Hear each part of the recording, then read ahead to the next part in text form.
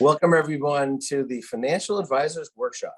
Financial Advisors Workshop is a 4-star podcast and video series, and we're here to talk to fabulous people that work in our industry.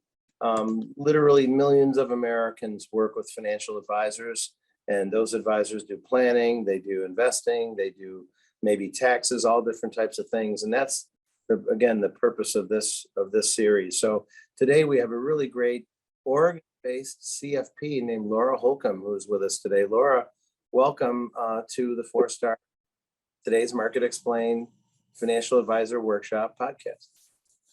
Thank you very much. I'm happy to be here. Glad you are. And you're at Resource Financial Planning is the name of your company. So tell us about your company. We are actually celebrating our 40th anniversary this year, which is really exciting.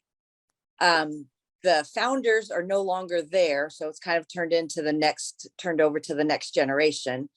But we, since we've been around so long, we're multi-generational, and I have been with the company 20 years this year. So kind of 2 celebrations in one. And I'm really proud to be at one place for 20 years. And it's an independent financial planning company, so we can do what is in the client's best interests. Nice. We have been bought and sold by a couple different ones. Right now we're under AIG, Advisor Group. It used to be AIG many years ago. So, okay. But they let us do what we want to do. So, okay. I mean, they have compliance gets in there every once in a while, but generally we can serve the clients and do what is in the client's best interest without having to worry about headquarters telling us to do certain things. Right. So does headquarters do that sometimes, once in a while? Well, we have the rules and regulations. They just put out something new where if someone starts up an auto withdrawal or pulls out more than $100,000, then compliance may reach out to the clients and verify that.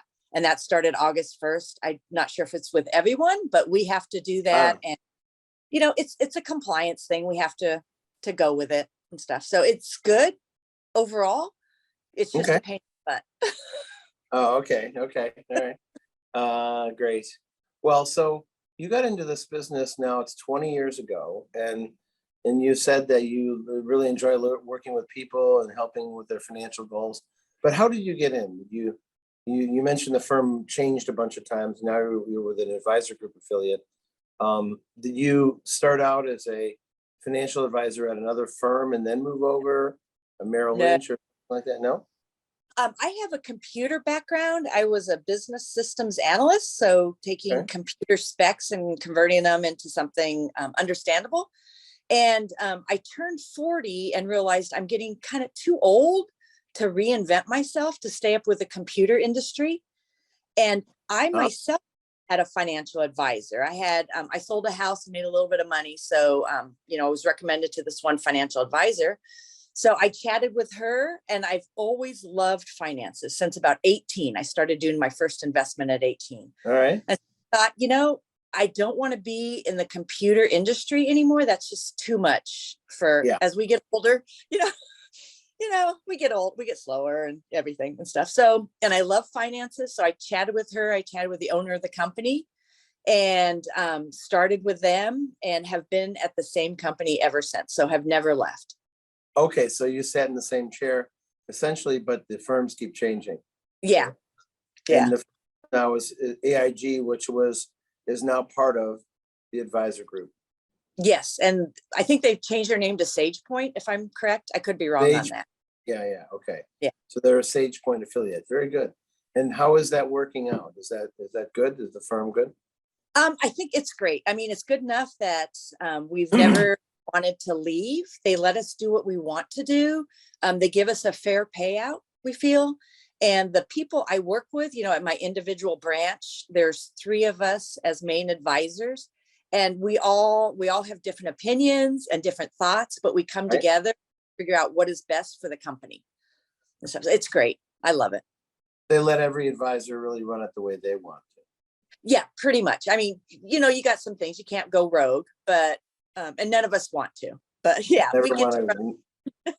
Going rogue wouldn't be good. That would not. No. Excellent. So you mentioned to me that you teach some classes at a Portland Community College.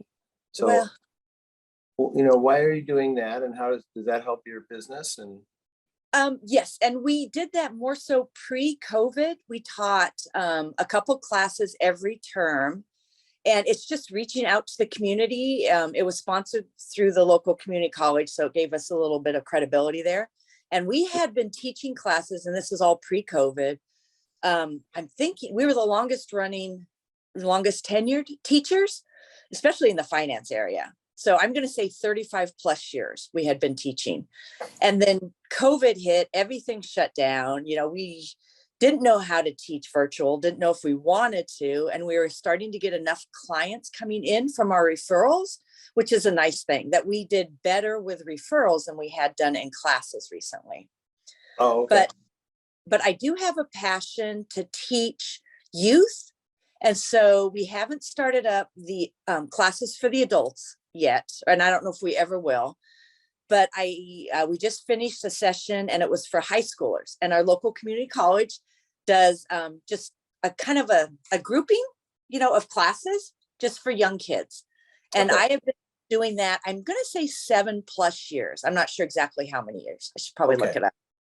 Okay. And it's just teaching high schoolers, 9th graders to 12th graders, just what is credit? Why do you need to save? What's a Roth IRA? What's a stock? What's a bond? Just Right. kind of get them going and teach them. And then a couple years ago, we started teaching classes for the 21 and above crowd. And Great. as my daughter says, let my mom come and buy you a beer and pizza, because we have it at a local brew pub. We're Oregon, it's a brew pub. So Yeah, let my right. mom buy you a beer and pizza so she can tell you how not to buy beer and pizza. Great. No, that's awesome. So you're a bit of a talker, and you also been part of Toastmasters. So tell me about, and tell our group about the Toastmasters experience. Oh, I took Toastmasters, at the beginning of my career out of college. I was probably a couple years out of college and realized I just got very scared in front of people. And so someone recommended me, to go to Toastmasters. I remember my first speech, I was visibly shaking, and you just waddle through, and you're shaking, and you're trying to hold on to the podium, and it's shaking. But, Toastmasters is so supportive. They pick out the 3 things you did right, and by the time you're done with that, that you can get through stuff. Yeah. Gives you confidence, doesn't it? It does. And the thing that gives you confidence is there's so many people there who are supporting you, and they've all been through it. So you screw up and they say, it's okay, it's fine. Yeah. Okay, try again, no big deal. Yeah, exactly.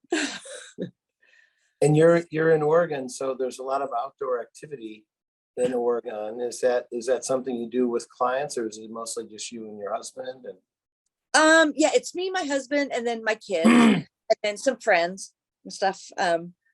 We actually just went down to Tahoe and stayed there for a couple of days and did parasailing. nice. Yeah, first time. There was 4 of us, and it was first time for all of us. And I like to stretch my boundaries, and it hurts and it's painful, from the emotional side. And I figured we're going to do it. We're not going to die. Odds are we aren't going to die, and we love to be on the water and outside, and, and free floating and stuff. And it was phenomenal. I would recommend it for anyone. It's not scary the whole time. It was on Lake Tahoe itself. Yeah, it was. Uh-huh. Oh, great. 4-Star has an office in Reno, so we're there quite often. Oh, yeah. Okay. Reno's a great place. Mm-hmm. Great place. Well, Yeah. good. So as you develop this business now, and you're of course with SagePoint, what is the best way for you to develop relationships and build trust with your clients? How do you do that? Okay. And let me just correct. I'm not with SagePoint. I'm with Royal Alliance. Oh, right. So, Okay. yeah, just make sure that's okay. Okay. So how do I connect with clients? Sorry, is that what the question? Sorry, Yeah. repeat the. How do you develop relationships and build trust? Okay. One thing, I'm a pretty easygoing person, And I know I didn't realize this because I love finances and I'm always just excited to, talk about it. But when people are sitting in our waiting room, or trying to get up the nerve to give us a call, they're sweating bullets. I mean, they can be so nervous sometimes. And it took me a while to realize that not everyone loves finances. And so I just try to make them feel very comfortable, very much at home. I don't tell great jokes, but I can slip a few in every once in a while. And one thing I tell people, make them feel better, is I can pretty much get anyone to retirement if you give me 20 years. If you're 50 and you're willing to work till 70, and do what's needed, you can retire. Yeah. And so I just try and be very optimistic and always try and point out the best of the situation they have. Some clients are in pretty dire situations, but I try and make them feel good about what they have done, no matter how little it is. They've at least tried, and they're at least chatting with someone that's going to point them in the right direction. Nice. So let's talk about working with a client. So you meet a client either through referral or through maybe one of your presentations at the school or something like that. You meet a new prospective client, they want to work with you. Then how do you develop that relationship? How do you develop that client? Well, I found that the first probably 3 months to 12 months are the most critical. And just making sure we do everything. We try and follow up with our clients every 2 weeks on, if there's a rollover or they're investing money or there's insurance to be purchased or something like that. We try and give really good customer service. And a lot of times we'll have clients that have assets outside of us. I mean, we have a client right now, the wife just passed away not too long ago. They knew it was going to happen. And he found out she has some investments that we had no control over. He didn't even know they existed. Oh. We call that other company and we get as much information as we can and as many forms as we can to give to the client to help them fill out. And then my assistant, so sweet, offered to go to the client's house to fill out the paperwork, because you just lost someone and all the things you have to deal with. We make it as easy as possible, trying to hold their hands. And, for rollovers, we'd much rather be on a rollover phone call and initiate it and have the client there so that we can answer any questions, because they get asked questions all the time that they have no idea, and if they make the wrong move or check the wrong box, it goes so bad and stuff. So we just try and do good customer service. Excellent. So then how often do you communicate with clients? You said every 2 weeks? Yeah. If there's something in process, we try and do every 2 weeks, at least, and let them know, hey, we haven't heard yet. We're still following up on it. Have you heard anything on your side? So a lot of communication when someone gets started. And then, after they've been with us for a while, we reach out to them on an annual basis. Most of our clients are fee-based, so we talk to them at least annually. And we had the recent downturn. And so there were at least 3 clients I had to walk off the cliff. And the interesting thing is they were ready to go to cash. And I called them back. I wasn't able to talk to them right then. So I called them back like probably within a couple hours, or, if it was late in the day, the next morning. And all 3 of them said, I'm going to stick it out after the phone call. I'm going to stick it out. I understand what our philosophy is and what the reasoning is.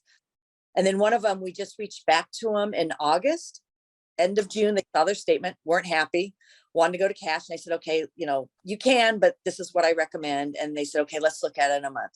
And we sent them a statement, reached out to them and said, your account is up 7.6%. Do you still want to go to cash? And that's just in a 1 month time period. So, just understanding what the clients need and looking at it from their perspective, I think makes it the best for everyone. Yeah, that sounds great. That sounds really great. Well, good. So then once you do a financial plan, well, let me ask about that financial planning. How do you do the financial planning part? Well, we've just started a new process. I've gone through some coaching, and so I'm close to 60. Hate to admit it, but getting there, not quite there yet. And I know the gray hair. I've earned every one of them. And so one of the things I've started doing is charging for a financial plan, because a lot of times someone will just want the advice and just want to go away. And we used to charge, an hourly rate. And then the client doesn't want to call you because they say, okay, if I call you and ask a question, then you're going to charge me more money. And that's not what I want. I want them to call me about everything. So we just charge a flat fee, and anywhere from, if they just want to do a quick phone call, it's $500, for a couple hours and a little bit of work. And it could be up to $10,000, depending on how complicated it is. And so we can do the financial plan. And then that way they know I'm just working in their best interest. There's no money to be made later on from it. It's the plan. They can take it, they can walk away. If they do want to do investing with us, then, we will definitely be happy to help them with that. So separating the two, I think, makes it a little bit more transparent, which is what a lot of people want to see nowadays. And what kinds of things would cause the plan to go from maybe the couple thousand range to 10,000 or 8,000? Like, are there certain models? Yeah. If someone wants to do a lot of legacy planning, setting up the trust and meeting with family members, family generational meetings and stuff, then that takes a little bit more time to figure out what they want to do. And a lot of times people have not thought, how they want to pass on their wealth and also their knowledge. So it's not just the money, but it's how the money was made and what values you want to communicate to the younger generations. And so that can take a little bit more time and effort. Or, if there's business planning, or if there's a lot of stock options, RSUs, things that, make it a little bit more complicated. So you kind of price it as you get into it. It may be more later after you've gotten into it, right? Yeah. Well, I don't want people to be surprised. So I chat with them for about 15, 20 minutes, maybe more if they need it. And I get a pretty good job. Again, I've been in this business long enough. I can pull information out of people and figure out pretty much what's going on with them. And then by the end of the conversation, I can say, it's going to be $2,500. It's going to be $5,000. Oh, okay. This is going to take a lot of work. It's going to be $10,000, and this, if you want to use my services, that's fine. That's great. If you want to scale it back, we can do that. Or if you want to go somewhere else, that's fine. Okay. So you mentioned you're with Royal Alliance, and the firm that you were with became part of Royal Alliance, and that's all part of Advisor groups started buying up companies. And so they bought up, I think, Royal Alliance, Sage Point, Woodbury, FSC. We just got a new one. So I think there's 8 of us now. I can't keep track. Yeah. Okay. But that's where you're with Royal Alliance. Yes. Inside of great. So, are there some core values the broker dealer has, or is it more your business that's part of Royal Alliance? They do have a saying, "We're in your corner." So they back us up. They're a lot better than what they used to. They're starting to listen to us a little bit more. We go more for the core values within our company. And we are working on coming to agreement with those on what they are. And so again, there's 3 of us. We're all independent. So trying to find something that we all agree on, it takes a while. And we know that and stuff. So if you gave me a couple of seconds, I can probably find out the core values we're working on. But one of them's in T.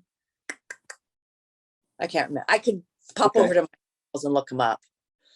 So Laura, you say 3 of you at Resource Planning, and that's a group that has about 90 million overall between the 3 of you, or is that just your practice?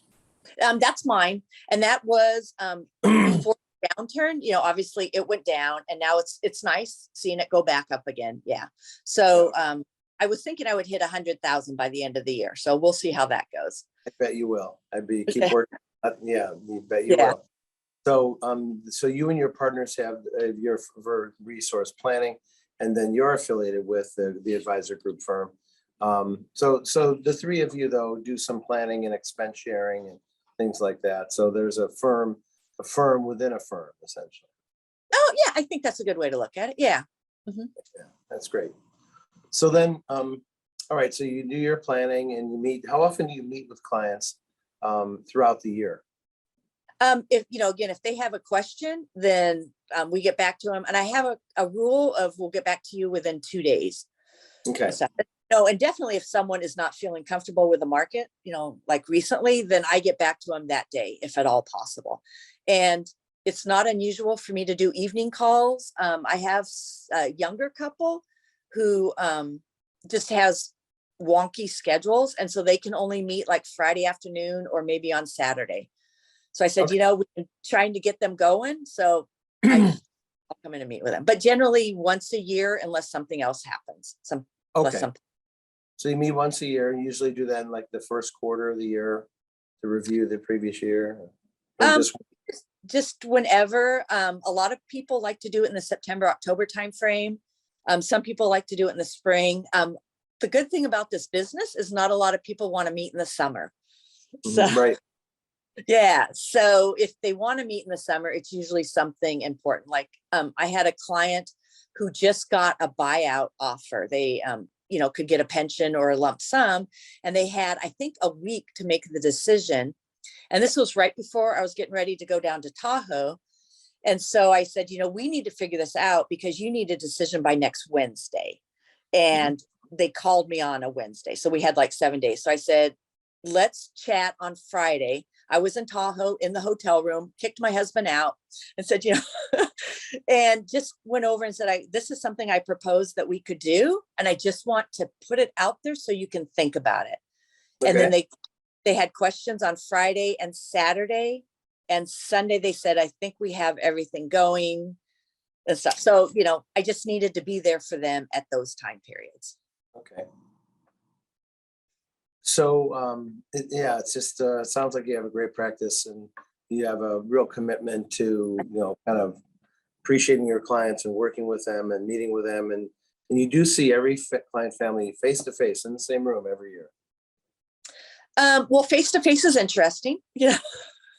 That's some people. It was hard before. Yeah, it was hard before. Yeah. Some people will not meet with us. They say, let's wait until, everything is fine. So some people we didn't really meet with during COVID.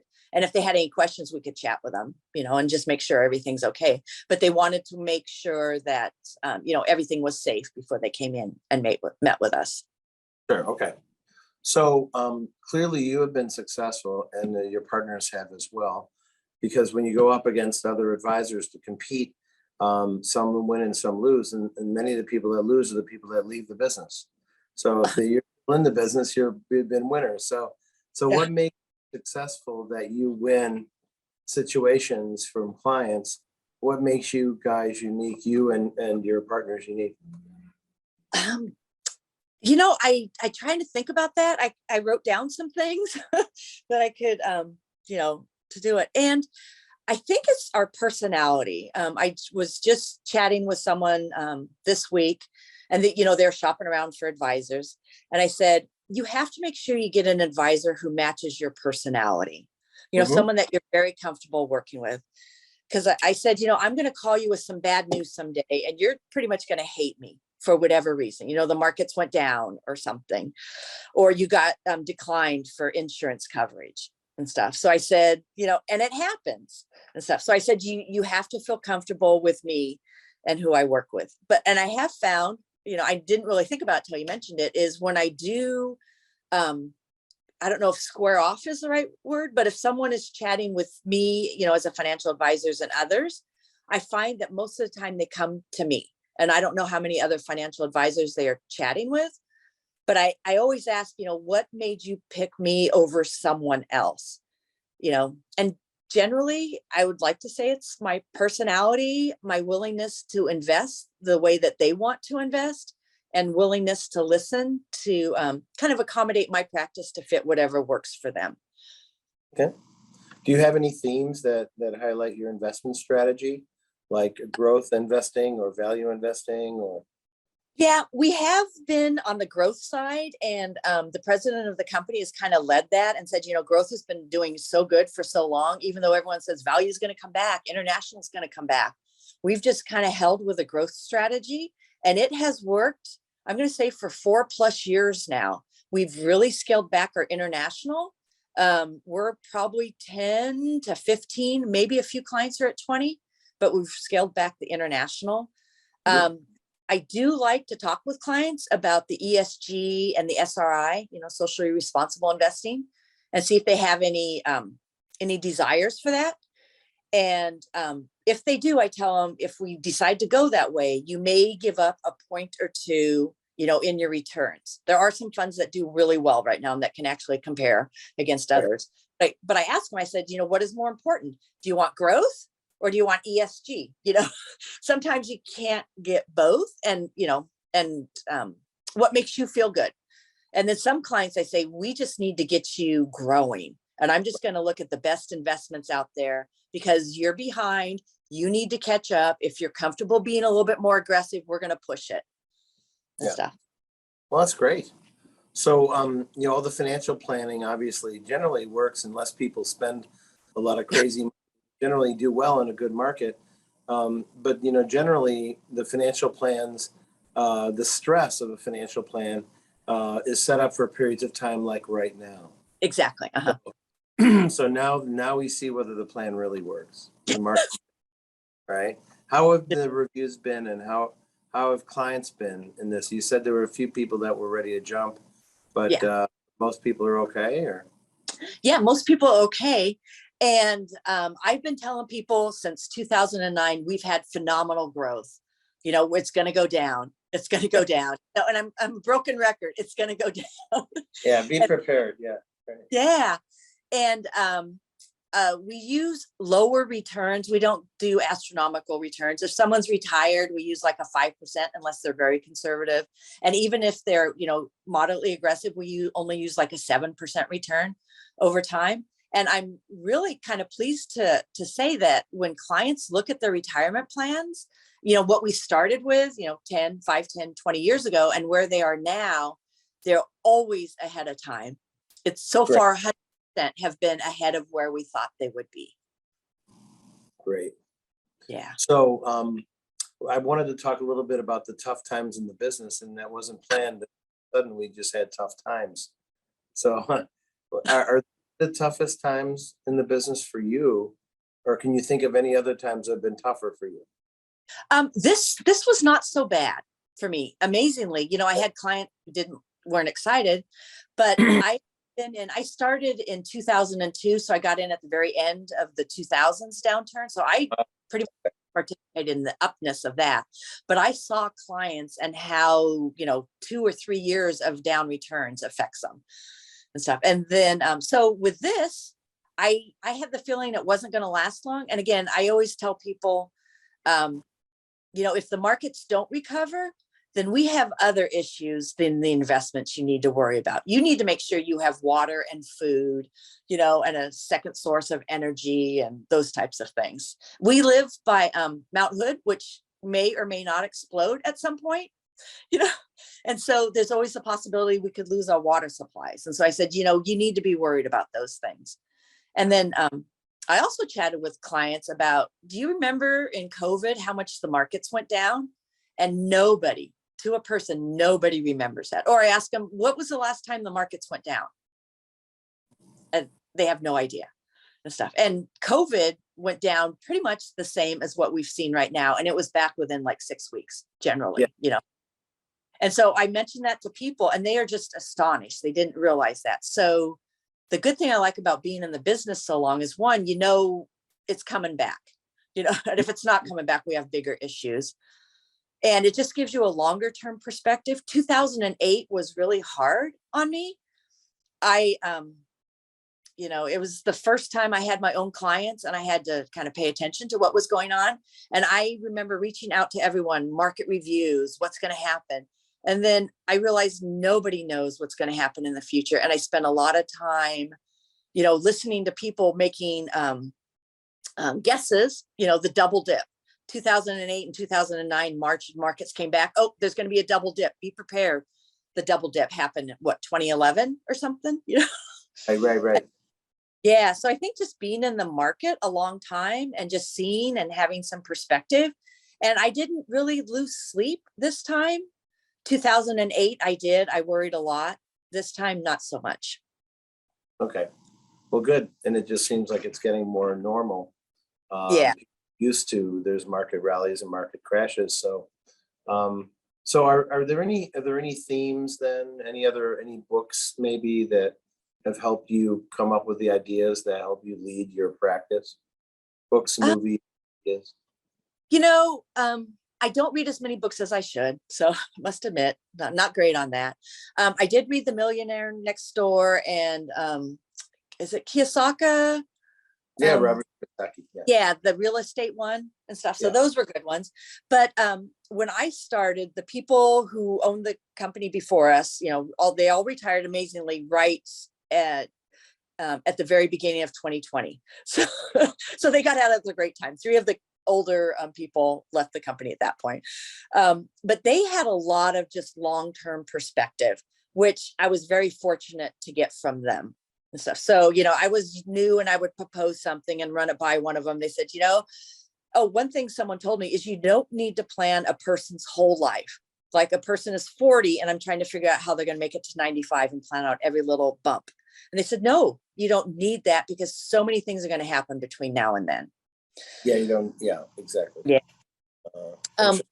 One thing I think that helps, and one of my philosophies is to have some safe money set aside for clients. If someone's going to retire in 3 to 5 years, okay, we want you to be able to retire, January 1st of 2023, no matter what the markets are doing. How much money you need to have, like cash. I used to say short-term bonds, not so much, something, whatever is safe at the time. I-bonds are great right now and stuff. And just, depending on what person's risk tolerance is. Yes. Wow, that's great. So, Laura, tell everybody. I mean, basically, you're going to have about 300 financial advisors watch this, and then over the next year, maybe another 1,000. And so, imagine yourself you're in a room, and you're in this big auditorium, and you're talking to all those people because you kind of are. What would you like to tell our colleagues in the industry? This is your forum. Oh, great question. Great question. Work with people that you respect. I didn't always agree with the philosophy or the way one of the advisors was very risky. And so I didn't agree with that, but still they had a lot of really good advice. So luckily, I just looked at a couple of companies when I was starting out, and luckily the company I ended up with has a really good, strong philosophy. We keep out of compliance trouble.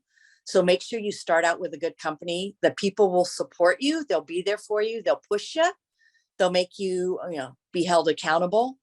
I started coaching. Our firm offered a coaching program, which I thought was great because I could use all the tools within the company to figure out, which clients I have, segmentation, assets under management, what training is available, what marketing is available within our company. And so there was a cost for that. It was like $2,500, and it was a 6-month course, I think, maybe 4 months. I can't remember, but that was great. And that got me thinking, okay, growth. I probably need to keep growing, not just be complacent. Right. Because you get to a point, it's like, okay, you make enough money, you got enough assistance, life is pretty good, but it's like, I'm going to be in the business for a couple more years. Let's grow. And so I did that coaching. And then I found another coach who I'm working with right now. And it's a 6-month program. And they pushed the boundaries. They said, do these things, go on podcasts, interview people, kind of, you got a rubber band and you just keep stretching it, and stuff. And so before that, I hadn't really used a coach, and I'd been in the business for 20 years. And I was told I should do a coach. And I would say, get a coach. And it may take you a couple times to find one you like. The 2 that I have used, I really like, and they really resonate with me. Nice. And another thing is you're going to have bad days. When I started out, I made so many mistakes. If you can alleviate those mistakes, listen to other advisors' conversations with clients, learn from other people's mistakes, but you're going to make mistakes. As long as you don't lie to a client, make sure you don't lie to the client and say what you're not supposed to say. And if something goes wrong and a client says something to you that's not nice, or they don't do business with you and you've put a ton of time in, shake it off, just keep going. That's yeah. That's great. Once I hit 5 years, it's like, oh, I made it. I felt very comfortable after 5 years. And at a certain level, once we hit, I think 250 of GDC, gross dealer commission, not sure if everyone that is, but once I hit that, I kind of made the payout level that everyone else was at within the company. It's like, oh yes, I made it. I know what I'm doing and stuff. So yeah, just keep going. That's awesome. Well, it's great advice. And I think perseverance is really the key. You're a great presenter. You've got a lot of energy. That's very, and so congratulations on your success. And thanks for sharing your story with us today on the Financial Advisor Workshop. Okay. Thank you for having me here. I appreciate it. We'll leave it there. Everybody, thanks for being with us today. We'll be back with another great episode shortly with another one of our great professionals in this industry, some of the hardest working people in America, helping organize families' lives to make sure people can survive all the way through to the end, if you will, and take care of family along the way. So thanks again, Laura, and thanks everybody.